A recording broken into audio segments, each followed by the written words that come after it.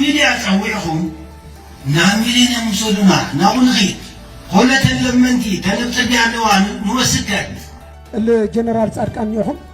حنت كزارو الدلي تقلاي مينستر ابي احمد ما راح يخميو اخورو او قدمت للو سبات نات بيليف لعلو تمرارح النوريه نحن حوحت حزا انا حزا خوينا تريته له خوزيسي بحلف لا اوز مدرخ مساعته خنات مدرخ مستجمرس واي ما انا اسمع حوحت حشن كبل يا خوينا اوز مدرخ زي تايري ايه لبل تقاومت حيلك يا خونس تقيمت حيل رئي ኣብ ቀረባን ርሑቕን ብምዃን ምስ ትግራይ ቱደይ ዘለኹም ክቡራት ተኸታተልትና ከመይ ትኾኑ ናይ ዝዕለት ኣገደስትን እዋናውን ሓበሬታታት ሒዝና ቀሪብና ኣለና ኣርእስተ ዜና ብምቕዳም ከም ዝስዕብ ክቐርብ እዩ ሰናይ ምክትታል ኣብ ውሽጢ ሒደት መዓልትታት ንትግራይ ክንቆፃፀር ኢና ብዝብል ምድላው እናተገበረ ኢሉ ሕወሓት መንግስቲ ፌደራል ኣብ ወሰናት ትግራይ ሰራዊቱ ብሰፊሑ ኣዋፊሩ ይርከብ ዝበለ ሕወሓት ኣብ ውሕዳት መዓልትታት ንትግራይ ክቆፃፀር እያ ብዝብል ምድላዋት ይገብር ከም ዘሎ ንማሕበረሰብ ዓለም ኣብ ዝለኣኾ ቅሉዕ ደብዳቤ ኣፍሊጡ ትሕዝቶ እቲ ደብዳቤን ብወገን መንግስቲ ፌደራል ዝረአ ዘሎ ምንቅስቃስን ክንድህስሶ ኢና ንባዕሎም ምንቅስቃስ ደለይቲ ለውጢ ኢሎም ዝተወደቡ ተጋሩ ኣብ ኣዲስ ኣበባ ቀፂል ድማ ኣብ ትግራይ ህዝባዊ ናዕብታት ንምምራሕ ወሲኖም እዚ ብእኒ ጀነራል ጻድቃንን ጌታቸው ረዳን ዝምራሕ ጉጅለ ሓይሊ ለውጢ እንተይኮነስ ተቐየምቲ ዝተኣኻኸብሉ ከም ዝኾነ እውን እናተገለጸ ይርከብ ብቐዳም ኣብ ኣዲስ ኣበባ ዘካየድዎ ኣኼባ ዘይተሰምዑ ሓደሽቲ ነጥብታት ክነዘኻኽረኩም ኢና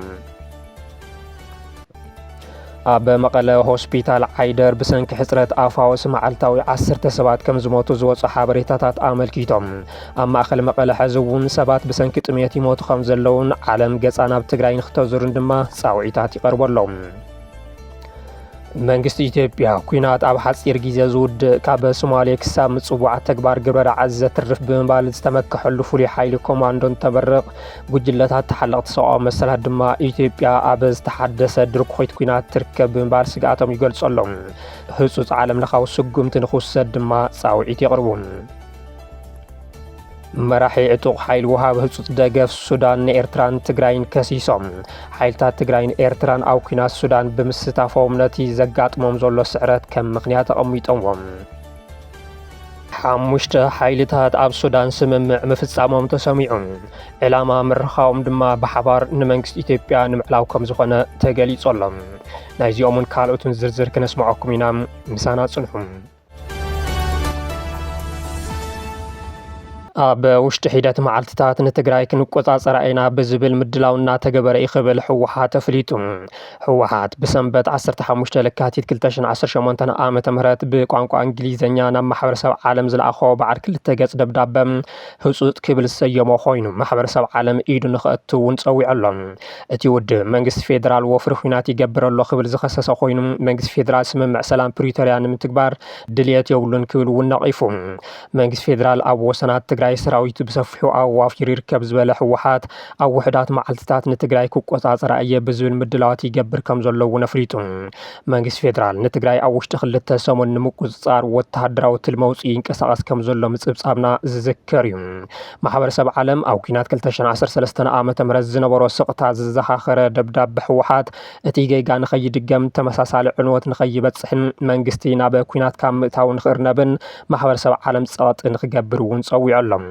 ዳግማይ ኩናት እንተተላዒሉ ኣብ ትግራይ ጥራሕ ተሓፂሩ ከም ዘይተርፍን ንመላእ ኢትዮጵያን ቀርኒ ኣፍሪካን ክዘርግ ከም ዝኽእል እውን ኣጠንቂቑ ዳግም እንጸላልዩ ዘሎ ደመና ጆኖሳይድ ማሕበረሰብ ዓለም ብኣግኡ ጠጠው ንኸብሎ ብምጽዋዕ ሕወሓት ሕዚ እውን ንምዝራብን ንልዝብን ድልው ምዃኑ ይኹን እምበር መሰልናን ክብርናን ክንከላኸል ቆሪፅና ኣለና ክብል እውን ኣፍሊጡ መንግስቲ ፌደራል ብኣክቲቪስትታቱን ነበር ኣመራርሓ ትግራይን ገይሩ ህዝቢ ንምድንጋር ይፅዕር ከም ዘሎን ካብ ትግራይ ዝወፁ ውሕዳት ጀነራላት እናረኣኻ ሕወሓት ተዳኺሙ እዩ ዝብል ድምዳመ ትኽክል ከም ዘይኮነ እኳ ዳኣስ ህዝቢ ትግራይ ካብ ካሊእ እዋን ንላዕሊ ኣብ ስጡም ሓድነት ይርከብ ኢሉ ሕወሓት ሰራዊት ትግራይን ግዝያዊ ምምሕዳር ትግራይን ሕዚ እውን እቲ ቅልውላዊ ምትራፍ ከም ዝከኣል ኣምኑ ዝበለት መግለፂ ፖለቲካዊ ፀገም ብዕንወት እንተይኮነስ ብፖለቲካዊ ልዝቢ ዝፍታሕ ኢሉ ማሕበረሰብ ዓለም ክፈልጦ ዝግባእ ተጋሩ ንልዝብን ሰላምን ከምኡ ድማ ንኽብርናን መሰልናን ላዕላውነትናን ቁርፀኛታት ኢና ብምባል ስጉምቱ ዝወሰደሉ እዋን ሕዚ እዩ ስቕታዊ ከዓ ምድንጓይ ሰብኣውን ዘባውን ኪሳራ ኸስዑ ከም ዝኽእል ሕወሓት ተጠንቂቑ ሓሙሽተ ሓይልታት ኣብ ሱዳን ስምምዕ ምፍጻሞም ተሰሚዑ ሓይልታት ኤርትራ ሕወሓት ፋኖ ኦነግ ሸኔን ሱዳንን ኣብ ካርቱም ብሕቡእ ከም ዝተራኸቡ ዝወፁ ዘለዎ ሓበሬታታት የመልክቱ ተንታኒ ፖለቲካ ምብራቕ ኣፍሪካ ጋዜጠኛ ማርቲን ፕራውት ዘውፅኦ ሓበሬታ ከም ዘመልክቶም ሓይልታት ፋኖ ኦነግ ሸኔ ሕወሓት ኤርትራን ሓይልታት ጀነራል አልቡርሃን ኣብ ሱዳን ከም ዝተራኸቡ ይገልጽ እቲ ብንጹር ዘይተረጋገጸ ብዝብል ዘውፅኦ ሓበሬታ እቶም ሓሙሽተ ሓይልታት ኣብዚ ቀረባ እዋን ኣብ ሱዳን ተራኺቦም ኣብ ልዕሊ መንግስቲ ኢትዮጵያ ሓበራዊ መጥቃዕቲ ንምፍጻም ከም ዝተስማዕምዑ ዝሕብር እዩ ኣብ ሱዳን ሓይልታት ሕወሓት ፋኖ ኦላ ኤርትራ ጀነራል አልቡርሃንን ላዕለዋይ ደረጃ ዘለዎ ብርኪ ዝበሉ ኣኼባታትን ስምምዓትን ከም ዝተኸተመ ዝሕብር እቲ ሓበሬታ ኩሎም ተጠርኒፎም ኣንጻር ስርዓት ቀዳማይ ሚኒስትር ኣብይ ኣሕመድ ዝተባሃለ መጥቃዕቲ ንምፍጻም ከም ዝተስማዕምዑ እዩ ተገሊጹ ዘሎ እቲ ሓበሬታ ዋላ እኳ ሓቃውነቱ ዘይተረጋገጸ እንትኾነ ቅድሚ ክብል እውን ተመሳሳሊ መረዳእታታት ይወፁ ምንባሮም ግና ዝከሓድ ይኮነን እቶም ሓይልታት ኣብ ሱዳን ከም ዝተራኸቡ ኣቐዲሙ ዘኢኮኖሚክስ ፀውፂሙ ምንባሩ ይዝከር መንግስቲ ኢትዮጵያ ኣብዚ ሕዚ እዋን ባዳን ኢሉ ዝገልጾም ሓይልታት ካብ ደገ ክሳብ ውሽጣዊ ኔትወርክ ፈጢሮም ስርዓተይ ከውድቑ ይንቀሳቐሱ ኣለዉ ብምባል ክኸስስ ይስማዕ ኣብ ቀረባ እዋን ፀሓፎ ደብዳቤ መንግስቲ ኤርትራ ብሸነኽ ሰሜን ምዕራብ ሽሞም ንዘይፀርሖም ዕጡቓት ይሕግዝ ኣሎ ብምባል ምኽሳሱ ዝዝከር እዩ ኣብ ዝሓለፈ ቀዳም ኣብ ኣዲስ ኣበባ ምንቅስቃስ ደለይቲ ለውጢ ብዝብል ዝተኻየደ ኣኼባ ዝተፈላለዩ ሓሳባትን ርእቶታትን እናተኣናገደ ይርከብ እኒ ኣይተ ጌታቸው ረዳ ጀነራል ጻድቃን ገብረትንሳኤን ጀነራል ዮሃንስ መንጋገን ብዛዕባ ዓመፅን ኩናትን እንትሰብኩ ብኻሊእ ገጽ ድማ ንስኹም ኮነ ዓመታት ኣመራርሓ ሕወሓት ኮይንኩም ኣብ ስልጣን ዝነበርኩም ኣብ ልዕሊ ህዝቢ ትግራይ ብዝፈጸምዎ ጌጋ እናተሓተቱ ዝመፁ ከም ዝኾኑ እንትግለጸሎም ተሰሚዑ እዩ እቲ ገሊኡ ካብ መቐለ ሃዲሙ ገሊኡ ድማ ህዝቢ ትግራይ ገበን ጆኖሳይድ እንትወፅሖ ንገበንኛታት ዘማኽር ዝነበረ ብሽም ለውጢ ዝተኣኻኸበ ሚሊኒየም ኣዳራሽን ስታድየምን ብህዝባዊ ናዕቢ ንዕለቕልቆም ኣብ ልዕሊ ህዝቢ ትግራይ ኩናት ተኸፊቱ ኣብ ሓፂር ግዜ ንኽውድቐሉ ንመንግስቲ ፌደራል እንትምሕፀን ሕልፍ እንትብል ድማ ጆኖሳይድ ፈጻሚ መንግስቲ ኣይንበል ኣብይ መራሒና እዩ ነኽብሮ እንትብል ብርግጽ ድሌት እቲ ጉጅለ ለውጢ እንተይኮነስ ቂም ከም ዝኾነ ዝገልጹ ኣይተስኣኑን ብሚድያ ፀዊዕኹም ናብ ሚሊኒየም ውሰዱና ናብኡ ንኸይድ كلتي لمنتي تنبت بيعنوان نوسكت كلتي تصبر لو تباهينو حبيرنا دمسنا غير سمة تبيلي فوزينيا هاي كعنا عبزين حرت لعنا مقالة زلو تقلاي مينستر أبي أحمد ما راح يقوميو أخوروه تقلاي مينستر أبي جنوسايد لبان أبروسو تتقرأ يتحدث ولدو لكي تيغ جنوسايد أبي فتصامينا أي مسا أبي اللي منتاي تصقع بلك إشكال خلي تشحي عصر تخلتي قبل نبرة مدرخ تومو قرمي ثلاثة وسبات بالتفلالي ونقرات ناتطيقوا له مزو يوم عم تفلالي نقرات خالي حتى من عليك قال ناتقراي تمرت خامينيرو ناتقراي تمرت المرح نورسه وزي قالو مقالة يونيفرسيتي تاع عينت شو نيرو مقالة يونيفرسيتي المرح نورسه وزي قالو تقراي تايت مثل جلسان يروى لمن نا تقراي فستم تسرح أبزي قالو عاوز مدرخ زي تايري إيه لمن تقاوم تحيلك يا خونس تقيم تحيل رئي ከመገላልጻቲ ተሳታፊ ሓላፊ ቢሮ ዝነበሩ ዶክተር ሽሻይ ኣማረ ፕሬዝደንት ዩኒቨርሲቲ መቐለ ዝነበሩ ፕሮፌሰር ክንደያ ገብረ ህይወት ፈጻሚ ስራሕ ሕወሓት ዝነበሩ ኣይተ ጌታቸው ረዳን ኬርያ ኢብራሂምን ብርክ ዝበሉ ኣባላት ማእኸላይ ኮሚቴ ኣብ እዋን ጊዜያዊ ምምሕዳር ድማ እኒ ጀነራል ጻድቃን ገብረትንሳኤን ኣይተ ኣሰፋ ብርሃን ወሳኒ ስልጣን ሒዝኩም እንታይ ለውጢ ኣምፂኢኹም ሕዚ ካብ ደሞ ንጹሃት ኮይንኩም ንሕወሓት እናረገምኩም ትውዕሉ ዝብል እዩ ብፍላይ ድማ ኣብ ውሽጢ እቲ ከም ዘርኢ ኸጥፈአካ ዝፈተነን ሕዚ እውን ዳግም ኩናት ካፍተልካ ዝህንደት ዘሎን ስርዓት ኮይንካ ዝመጽእ ለውጢ እንታይ ዓይነት እዩ ካብ ዝብል ክሳብ ሕዚ እውን እቶም ኣብ ቅድሚት ተሰሊፎም ዘለዉ እቶም ቅድሚ ሕዚ ገበርቲ ሓደግቲ ዝነበሩን ጌጋታት ዝፈጽሙን እዮም ብዝብል ስክፍቶኦም ዘልዕሉ ኣካላት እዞም ሓይልታት ለውጢ እንተይኮነስ ሓይልታት ተቐየምቲ ከም ዝኾኑ ኣብ ኣደባባይ ክዛረቡ ጀሚሮም ኣለዉ ኣብዛ መድረክ እዚኣ ሎማዓንቲ እንታይ ተኻይዳ ተይልናስ መርገም ንጎ ጌታቸው ጀሚርዋ ንሕወሓት ክረግም ኣርፊዱ ድሕሪኡ ኩለና እናተቐባበልና ንረግም ኣለና ለውጢ ልመጽእ ብሓሳብ እዩ ለውጢ ክመጽእ ተኾይኑ መልዕሊ ክህልዮ ክኽእል ኣለዎ ንሕና ሕዚ ኣብዛ ሕዚ ሰዓት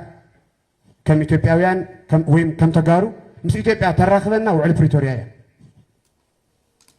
ሕገ መንግስቲ ምስ ኢትዮጵያ እያራኽበና ንምንታይ እዩ ሕገ መንግስቲ ለይራኽበና ሕገ መንግስቲ ክዳንየና ስለለይኸኣለ ኢና ንፕሪቶርያ ኸይድና እዚ ሓይሊ ህዝቢ ትግራይ ካብቲ ዘለዎ ሓሰረ መከራ ወፂኡ ሰላምን ራህዋን ንኸዓስሎ ከም ዘይኮነ ዘረጋግፁ ተደጋገምቲ ንዕቐታት እንትግለጽ ምስምዑ ድልየትን ባህግን እንታይ ከም ዝኾነ ንኽርዳእ ኣኽኢልና ይብሉን እኒ ጀነራል ጻድቃንን ዮሃንስ መንጋግን እንተተኻኢሉ ብህዝባዊ ናዕቢ ካብኡ ሕልፍ እንተኢሉ ድማ ብኹናት ሕዚ እውን ብመስዋዕቲ መናእሰይ ስርዓታዊ ለውጢ ንምምጻእ ብተደጋጋሚ እናኣወጆ ኣብ ዝርከብሎ ብዝሕዚ እዋን ቅድሚ ሕዚ ንዝፈጸምዎም ጌጋታት እኳ ይቕሬታ ክሓቱ ዘይደልዩን ከም ዘይናስሑን እንትገልጹ ክጋደል ከለኹ ክዋጋእ ከለኹ ዝገበርኮ ነገር ኣሎ ዘናስሕን ነገር የለን ጌጋ ገይረ እየ ዝብሎ ነገር ኣሚነ እየ ገይረዮ ንህዝቢ ዝረብሕ ሓሳብ ብምምጻእ እምበር ንሕወሓት ብምርጋም ዝመጽእ ለውጢ ከምዘየለን ንዓመታት ብምርጋም ካብ ዝፍለጡ ውድባት ፖለቲካ ትግራይ እኹል ትምህርቲ ምውሳድ ኣገዳሲ ከም ዝኾነ ዝዛረቡ ይጠፍኡን ኩለና ኣብ ውዕሊ ፕሪቶርያ ዓሲልና ትውዕሊ ፕሪቶርያ ክፍጸም ህዝቢ ትግራይ ካብቲ ኣትይዎ ለለ ፀገም ክወፅእ ኢና ክንሰርሕ ለለና እምበይ ንሕወሓት ናተራገምካ ልመፅእ ለውጢ ብተኣምር የለይ እነዓንዶም ቀዲሞም ጀሚሮም እዮም ኣብ መቐለ ኮይኖም በቲ በለበቲ እቲ ዘመሳስሉ ኣተሓሳስባ ዘይብሉ ግን ድማ ብፖለቲካዊ ቂም ኣብ ኣዲስ ኣበባ ዝተኣኻኸበ ሓይሊ ከምቲ ንሱ ዝብሎ እንተስ ለውጢ ወይ ውድብ ኣጣይሹ ብዲሞክራሲያዊ መንገዲ ብመረፃ ተወዳዲሩ ስልጣን ንምሓዝ እንተይኮነስ ካብ ኣፉ ዘምለጦ ስልጣን ብባልየን ብቦልየን ኢሉ መሊሱ ምጭባጥ ምዃኑ ብዙሓት እናገለጹ ይርከቡ ንስልጣን ዝማወት ድማ ኣብ ትግራይ መዓዝ ውሒዱ ህዝቢ ትግራይ ኣትይዎ ካብ ዘሎ ምሕር ስቃይ ዘናግፍን ኩናት ኣትሪፉ ህይወት ንጹሃት ዜጋታት ዘትርፍ ኣካል ይተስኣይኑ ዘሎ እምበር ዝብል ሓሳብ ድማ እናሓየለ ይመጽእ ኣሎ ኣብ መቐለ ሆስፒታል ዓይደር ብሰንኪ ሕፅረት ኣፋውስ መዓልታዊ 10 ሰባት ከም ዝሞቱ ዝወፁ ሓበሬታታት ኣመልኪቶም ኣብ ማእኸል መቐለ ሕዚ እውን ሰባት ብሰንኪ ጥሜት ይሞቱ ከም ዘለውን ዓለም ገጻ ናብ ትግራይ ንኽተዘሩን ድማ ጻውዒታት ይቐርበሎም ትግራይ ዋላ እኳ ካብቲ ንክልተ ዓመታት ዝጸንሐ ናይ 21 ክፍለ ዘመን ደማዊ ዝተባሃለሉ ኩናት እንተወፀት ካብ ስቃይን መከራን ጥሜትን ሞትን ግና ኣይተናገፈትን ዝብሉን ተሓለቕቲ ሰብኣዊ መሰላት ሕዚ እውን ኣብቲ ዓባይ ከተማ መቐለ ከይተረፈ ሰባት ብጥሜት ይሞቱ ከም ዘለው እዮም ዝገልጹ ኣብዚ ሕዚ እዋን ኣብ ትግራይ ባንኪ የለ ቴሌኮም ይኹን ኢንተርኔት ከም ልብኻ ይርከብን ኤሌክትሪክ ይኹን ምግቢ ጋዶ ይኸውነሎም መድሓኒት የለን ሰብኣዊ ሓገዝ ኮነ ቀረብ ነዳዲ የለን ዝብል ኣብ ምብራቕ ኣፍሪካ ተንታኒ ፖለቲካ በሽር ሓሰን የሱፍ ኣብ መቐለ ሕዚ ህዝቢ ብጥሜት ይሓልፈሎም ዓለም ድማ ንትግራይ መሊሳ ክትሕግዝ ይግባእ ተወሳኺ ጥሜት ከይፍጠር ይብል ብሓቂ ልቢ ዝሰብር እዩ ከተማታት ትግራይ ብሰንኪ እናወስኸ ዝኸይድ ዘሎ ፍርሒ ኩናት ባዶ ይኾን ኣሎ ኣብዚ ሕዚ እዋን እዚ ፍርሒ ኣብ ዝለዓለ ጠርዝ በፂሖሎም ዝብል እቲ ተንታኒ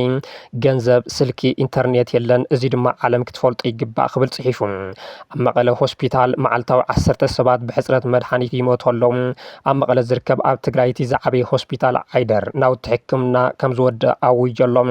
ኣብ መቐለ ንጹሃት ሰላማውያን ሰባት ብሰንኪ ኣፋውስ ይሞተሎም ፍርቂ ሚልዮን ህዝቢ መቐለ ሰብኣዊ ሓገዝ የድልዮ ዓለም ግና ኣብ ትግራይ እንታይ ይካየድ ከም ዘሎ ሰቂላ ትዕዘበላ ብምባል ስክፍቱ ገሊጹ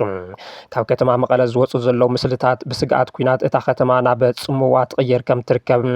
ዳግም ኩናት ክለዓል ይኽእል እዩ ብዝብል ስግኣት ድማ መናእሰይ ይስደዱ ከም ዘለውን የመልክቱ ህዝቢ 1,000 ቅርሺ ንምርካብ ሙሉእ መዓልቲ ኣብ ባንክታት ተሰሊፉ ይውዕል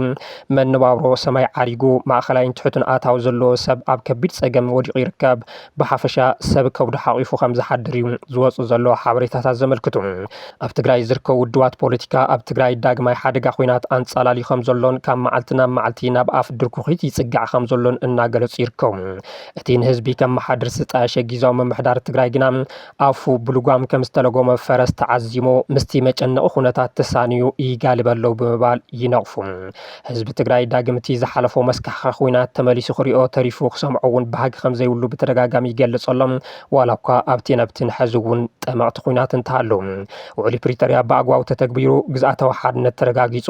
ናብ መረቦቱ ተመሊሱ እታ ካብ ጆኖሳይድ ዝተረፈት ህይወት ክመርሕ ዕለታዊ ጸሎት እዩ መንግስቲ ፌደራል ግና ሕዚ እውን ነታ ዝተረፈት ህይወት ክምንጥል ነታ ዝቐርየት ንብረት ክጉሕል ማለዝያ ዘይብሉ ሰራዊት ኣብ ኣፍንጫ ህዝቢ ትግራይ ዳዕኒንዎ ይርከብ ዓለም ድማ ኣተሓሳሲቡኒ ካብ ዝብል ዝተለመደ መግለፂ ወፅያ ነቲ ጥፍኣት ከትርፍ ዝኽእል ኣድማዕ ስጉምቲ ክትወስድ ኣይከኣለትን መንግስቲ ኢትዮጵያ ኩናት ኣብ ሓፂር ግዜ ዝውድእ ካብ ሶማሌ ክሳብ ምጽዋዕ ተግባር ራዕዲ ዘትርፍ ብምባል ዝተመክሐሉ ፍሉይ ሓይሊ ኮማንዶ እንተመርቕ ጉጅለታት ተሓለቕቲ ሰብኣዊ መሰላት ድማ ኢትዮጵያ ኣብ ዝተሓደሰ ድርኮት ኩናት ትርከብ ብምባል ስጋኣቶም ይገልጹ ኣለዉ። ህጹጽ ዓለም ለኻዊ ስጉምቲ ንኽውሰድ ድማ ጻውዒት የቕርቡ። መንግስቲ ኢትዮጵያ ካብ ኣየር ክሳብ ምድርን ማይን ምርኢት ዘቕረበ ፍሉይ ሓይሊ ኮማንዶ ኣብ ዘመረቐሉ እዋን ካብ ልሙድ ወተሃደራዊ ምርኢት ሓሊፉ ኣዝዩ ዓሚቑን ስትራቴጂካውን ፖለቲካውን መልእኽቲ ዘለዎ ትርጉም ዝሃብዎ ብዙሓት እዮም። ካብዚ እቲ ሓደ ኣገዳሲ ዝኾነ ጉዳይ ድልየት ወደብ ባሕሪ ኢትዮጵያ ዘጉልህ ፖለቲካዊ ተዋስኦ እዩ። ኣብቲ ኣብ ስታድየም ሓዋሳ ዝተኻየደ ምርኢት ኢትዮጵያ ዓሰብ ዝብል ንጹር ጽሑፍ ዘለዋ መርከብ ብስእሊ ምቕራባ ተፈትወተ ጸልአተ ሓፂርና ኣይንነብርን ዝብል መልእኽቲ ምትሕልላፉ ከምኡውን ቀዳማይ ሚኒስትር ኣብይ ኣሕመድ ኢትዮጵያ ካብ ጫፍ ሶማሌ ክሳብ ጫፍ ምጽዋዕ ዝዋሳእ ሓይሊ ሃኒፃ መዋሎም ጉዳይ በሪ ባሕሪ ኣብ መወዳእታ ምዕራፍ ከም ዝበጽሐ ዘመላኽት እዩ ዝብሎ ይተሰኣኑ። እቲ ጉዳይ ካብ ዲፕሎማስያዊ ስጋኣት ሓሊፉ ኣድላይ እንተኾይኑ ሓይሊ ምጥቃም ድልውነት ከም ዘሎ ንጹር መልእኽቲ ተገይሩ ተወሲዱ ኣሎ። ትግራይ ቱደይ ቅድሚ ሕዚ ብኣንፈት ዓፋር ሎግያ ሰፊሕ ወተሃደራውን ሎጂስቲካውን ምንቅስቓስ ከም ዝተጀመረ ጸብጺባ ምንባራ ዝከር እዩ። ሕዚ እዚ ወተሃደራዊ ምንቅስቓስ ብህዝባዊ ምርኢት ምርጋጹ እቲ ጉዳይ ናብ ወሳንን ምናልባት እውን ዘይተርፍ ኩናት ይኸይድ ከም ዘሎ ዘርኢ ይብሉ ተንተንቲ ቀርኒ ኣፍሪካ። ኣብዚ ጉዳይ ብወገን መንግስቲ ኤርትራ ዛጊድ ዝተባሃለ ነገር የለን። እዚ ከምዚ ኢሉ እናሃሎ ዓለም ለኸ ጉጅለታት ተሓለቕቲ ሰብኣዊ መሰላት ኢትዮጵያ ኣብ ኣፍ ደገ ዝተሓደሰ ሰፊሕ ጎነፅ ከም ትርከብ ኣጠንቂቖም ህጹጽ ዓለም ለኻዊ ስጉምቲ ንኽውሰድ እውን ይጽውዑ ኣለዉ። ዓለም ለኻውን ኣህጉራውን ትካላት ሰብኣዊ መሰላት 13 ለካቲት 2018 ዓመተ ምህረት ኣብ ዘጽውዎ ቅሉዕ ደብዳበ ቀጻልን ዘይተፈትሐን ግርጭታት እናወሰኸ ዝኸይድ ዘሎ ዘባዊ ወጥርን ንሲቪላት ኣብ ከቢድ ሓደጋ የእትዎ ከም ዘሎ ገሊፆም ብቤት ጽሕፈት ላዕለዋይ ኮሚሽነር ሰብኣዊ መሰላት ውድብ ሕቡራት መንግስታት ብዛዕባ ኣጠቓቕማ ከበድ ተጽዋር መጥቃዕቲ ሰብ ኣልቦ ነፈርቲ ከምኡ እውን ኢድ ወነናዊ ማእሰርቲ ዝምልከቱ ጸብጸባት ብምጥቃስ ከቢድ ጉድኣት ይበጽሕ ከም ዘሎ ኣጠንቂቖም ኣብ ትግራይ ኦሮምያ ኣምሓራን ዝረአዩ ዘለዉ ተርእዮታት ብተደጋጋሚ ዓለም ኸፃውዒት ሰላምን ተሓታትነትን እኳ እንተቐረበ ናብ ዘላቒ ኣፈታትሓ ጎነፅ ዝወስድ ትርጉም ዘለዎ ምዕባለ ውሕድ ምዃኑ ገሊፆም ኣብ እዋን ኩናት ትግራይ ካብ ገበናት ኩናት ገበናት ኣንጻር ሰብኣውነትን ምጽራይ ዓልየትን ዝደሓኑ ፍትሒ ንኸይረኽቡ ዕንቅፋታት ከም ዝበዝሑ ዝሓበሩ እቶም ተሓለቕቲ ሰብኣዊ መሰላት ገበነኛታት ድማ ተወሳኺ ገበናት ንኽፍጽሙ ዕድል ከም ዝፈጠረሎም ይሕብሩ። ኣብ ትግራይ ብኢድ ወነናዊ ማእሰርቲ ጾታዊ ዓመፅ ኣገዲድካ ምስዋር ስእነት ውሕስነት ምግቢ ከምኡ እውን ኣብ ተበጻሕነት ኣገደስቲ ግልጋሎት ዝግበሩ ዘለዉ ክልከላታት ግሰ ሰብኣዊ መሰላት ከም ዝኾኑ ዝገለጹ እቶም ትካላት ስምምዕ ምቁራጽ ተጻዋኦታት ሙሉእ ብምሉእ ኣብ ግብሪ ዘይበዓሉ ከም ኤርትራ ዝኣምሰሉ ወሰንቲ ተዋሳእቲ እቲ ኩናት ምግላሎም ከምኡ እውን ቀጻሊ ምክትታል ሰብኣዊ መሰላት ዘይምግባር ነቲ ኩነታት የጋድደሎ ኢሎም ኣብ ቀረባ እዋን ዝተፈጠረ ውሽጣዊ ምፍልላይ ሕወሓት ከም መርትዖ ናይቲ ክልል ዘይርጉእነት እውን ጠቒሶም ኣብ ኦሮምያ ካብ ፍርዲ ወፃኢ ቅትለት ጅምላዊ ማእሰርቲ ምዕናው ንብረት ጅምላዊ መቕጻዕቲ ሰላማውያን ሰባት ኣብ ዝረኣየሉ ዘሎ እዋን ኣብ መንጎ ሓይልታት ፌደራልን ሰራዊት ሓርነት ኦሮሞ ዝካየድ ዘሎ ውግእ ይቕጽል ከም ዘሎ እቶም ጉጅለታት ብምሕባር ድሩት ሰብኣዊ ተበጻሕነትን ነጻ ክትትል ዘይምህላውን ግሰት ሰብኣዊ መሰላት ሱር ሰደደ ምዃኑ ኣስሚሮምሉ ኣብ ኣምሓራ ኣብ መንጎ ሓይልታት ፌደራልን ምልሻታት ፋኖን ዝካየድ ዘሎ ጎነፅ መጥቃዕቲ ሰብ ኣልቦ ነፈርትን ኣየርን ዘይሕጋዊ ቅትለትን ጅምላዊ ማእሰርትን ጸታዊ ዓመፅን ምግዳዱ ይገልጹ። ኣብ መንጎ ኢትዮጵያን ኤርትራን ብዛዕባ ተበጻሕነት ቀይሕ ባሕሪ ዝለዓል ዘሎ ወጥሪ ምስ ነድሪ ዘቃልዕ ቃላት ተደሚሩ ስጋኣት ዶባት ከም ዘዕበየ እቶም ጉጅለታት ገሊፆም ብተወሳኺ ሰበስልጣን ኢትዮጵያ ኣብ ዳርፉር ገበን ግፍዒ ብምፍጻም ብሰፊሑ ዝተኸሰሱ ምስ ሓይልታት ቅልጡፍ ደገፍ ሱዳን ዝተኣሳሰሩ ዕጡቓት ኣብ ቤንሻንጉል ጉሙዝ ስልጠና የተኣናገዱ ምህላዎም ዝጠቐሰቲ ደብዳበ እቲ ድማ ብሕቡራት ዓረብ ኤሚሬትስ ዝድገፍ ምዃኑ የረጋግጽ። ኣብ ትግራይ ኦሮምያን ኣምሓራን ዝፍጠሩ ጎንፅታት ነንሕድሕዶም ዝተኣሳሰሩ ባህሪ ዘለዎም ብምዃኖም ዘባውን ዓለም ለኻውን ተዋሳእቲ ዳግም ብዲፕሎማስያዊ መንገዲ ክዋፈሩን ንኹሉ ዝሓቐፈ ሲቪል ማእኸል ዝገበረ ፖለቲካዊ ፍታሕ ቀዳምነት ንኽህቡ ኣተሓሳሲቦም ውዕሊ ፕሪቶርያ ብምሉእነት ንኽትግበር መርማሪ ገሰት ሰብኣዊ መሰላት ንኽጣየሽ ድልዱል ኣግባብ ተሓታትነት ንኽዓስል ከምኡ እውን ቅልጡፍን ዘይግድቡን ተበጻሕነት ሰብኣዊ ሓገዝን ዝተጸገሙ ህዝብታት ንኽህሉ እቶም ጉጅለታት ኣተሓሳሲቦም መራሒ ዕጡቕ ሓይሊ ውሃብ ህፁፅ ደገፍ ሱዳን ንኤርትራን ትግራይን ከሲሶም ሓይልታት ትግራይን ኤርትራን ኣብ ኩናት ሱዳን ምስታፎም ነቲ ዘጋጥሞም ዘሎ ስዕረት ከም ምክንያት ተቐሚጦም ኤርትራ ንሰራዊት ሱዳን ሰፊሕ ናይ ሰብ ኣልቦ ነፈርቲ ደገፍ ብምሃባም ካብ ካርቱም ተገዲዱ ክወፅእ ከም ዝኸኣለ መራሒቲ ዕጡቕ ሓይሊ ጀነራል መሓመድ ዳጋሎ ሄሚቲ ዝገለጹ ኣብ ኡጋንዳ ኣብ ዘስምዕዎ መደረ እዩ ብሓገዝ ሕቡራት ዓረብ ኤሚሬትስ ምስ መንግስቲ ሱዳን ዝዋጋእ ዘሎ ብሄሚቲ ዝምራሕ ሓይሊ ቅልጡፍ ደገፍ ኤርትራ ንሰራዊት ሱዳን ሰብ ኣልቦ ነፈርቲ ብምቕራብ ከሲስዋ ኣሎ ሰራዊት ኤርትራ ንሰብ ኣልቦ ነፈርቲ ሓዊሱ ከበርተ ጽዋር ንሰራዊት ሱዳን ብምቕራብ ዝኸሰሱ ጀነራል ዳጋሎም በዚ እውን ካብ ከተማ ካርቱምን ፖርት ሱዳንን ንኸንሰሓቡ ከም ዘገደዶም ኣረጋጊጾም ምክንያት ምስሓብ ሰራዊቶም ካብ ርእሰ ከተማ ካርቱም ክገልጹ ከለዉ እዚ ዝኾነሉ ምክንያት ብዙሓት ሰብ ኣልቦ ነፈርትን ናይ ሕሶት ፕሮፓጋንዳን ኣብ ልዕሌና ኣዋፊሮም ስለ ዘለዉ እዮም እቲ ካብ ጎረቤት ሃገራት ናብ ኣልቡርሃን ዝግበር ዝነበረ ደገፍ ሰብ ኣልቦ ነፈርቲ እንተዘይህሉ ነይሩ እቲ ኩናት ኣብዚ እዋን እዚ ምተዛዘመ ነይሩ ክብሉ ተሰሚዖም ቅድሚ ኩናት 132,000 ዕጡቕ ከም ዝነበሮም ዝገለጹ ጀነራል ሄሚቲ እዚ ቁጥሪ ሕዚ ልዕሊ 500,000 ምዃኑ ብምግላጽ ካብቲ ንምብራቃዊ ክፋል ሱዳን ዝተቆጻጸረ ሰራዊት ኣልቡርሃን ዝሓየልና ኢና ኢሎም ኣብ ልዕሊ ሰራዊት ኣልቡርሃን ሰፊሕ መጥቃዕቲ ክንፍጽም ንኽእል ነርና እንተኾነ ግን እቲ ዝዓበየ ዕንቅፋት ዘጋጥመና ዘሎ እስላማዊ ምንቅስቓስ ዕሱባት ሰራዊትን ነዚ ዕድል ክጥቀሙ ዝደልዩ ሓይልታትን እዮም ክብሉ ኣማሪሮም شفتونا جبنا تجراي جبنا الصوماليين جبنا من دون احنا ከምኡ እውን ተጋሩ ብጀነራል አብዱልፈታህ አልቡርሃን ንዝምራሕ ሰራዊት ሱዳን ብምድጋፍ ዝኸሰሱ ጀነራል ሄሚቲ ንጀግንነት ተጋሩ ብምስካር ኣብቲ ዓውዲ ኩናት ሚዛናዊ ለውጢ ከም ዘስዓቡ ሓቢሮም እቲ ዕጡቕ ሓይሊ ኮሎምባውያን ዕስዋት ኣብ ጎኑ ምስላፉ ንዝቐረበሉ ክሲ ኮሎምባውያን ዕስዋት ምህላዎም ብምእማን እንተኾነ ሰሞያ ጽገና ድሮናት ከም ዝኾኑ ንምግላጽ ፈቲኖም ካብ አቡዳቢ ናብ ናይሮቢ ቀፂሎም ድማ ናብ ካምፓላ ብምምራሕ ምስ ፕሬዝደንት ኡጋንዳ ዮዌሪ ሙሴቬኒ ዘተዩ ጀነራል መሐመድ ዳጋሎም ብወገን መንግስቲ ሱዳን ሓያል ቁጥዕ ፈጢሮሎም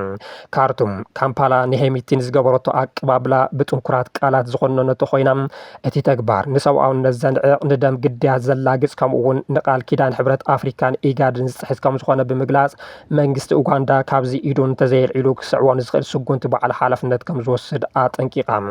መንግስቲ ሱዳን ትማሊ 15 ለካቲት 2018 ዓመተ ምህረት ኣብ ዘውፅኦ ጋዜጣዊ መግለጺ መንግስቲ ኡጋንዳ ኣብ ካምፓላ ንመሐመድ ሓምዳን ዳጋሎ ምቕባሉ ብትሪ ኮኒንዎም ኣብ ሞንጎ ዳጋሎን ፕሬዝደንት ኡጋንዳ ዮዌሪ ሙሴቬኒ ዝተኻየደ ርክብ ብምኹናን እቲ ስጉምቲ ንህዝቢ ሱዳን ጥራሕ ዘይኮነስ ብሓፈሻ ንሰብኣውነት ተራእዩ ዘይፈልጥ ኣጸያፊ ክብል ገሊጽዎም ካምፓላ ንዳጋሎ ዝተቐበለትሉ ኣግባብ ነቶም ድሕሪ ምጅማር ኩናት ዝተቐተሉ ሱዳናውያን ንጹሃት ዜጋታት ከምኡ እውን ነቶም ኣባይቶም ዝተወረሮምን ዝተመዛበሉን ዜጋታት ንዕቐት ከም ዝኾነ ካርቱም ገሊጻ ኡጋንዳ ንዝደለየቶ ሰብ ክትቅበልን ክልተ ኣብ ዝምድናታት ብመሰረት ሃገራዊ ረብሓታት ክትገልጽን ዘለዋ ላዕላዊ መሰላ ኣፍልጦ ብምሃብ ይኹን በር ሱዳን እዚ ስጉምቲ እዚ ብጅምላዊ ቅትለት ብዓሌታዊ ዓመፅ ካሊእ ምስ ምጽናት ዓሌት ክመጣጠን ዝኽእል ከቢድ ጥሕሰት ንዝተኸሰሰ መራሒ ዕጡቕ ፖለቲካዊ ቦታ ብምዝርጋሕ ካምፓላ ኣብ ልዕሊ ሱዳን ለውጢ ፖሊሲ ምግባራ ዘመላኽት ክኸውን ከም ዝኽእል ዓሚቝ ስኽፍታ ገሊጻላ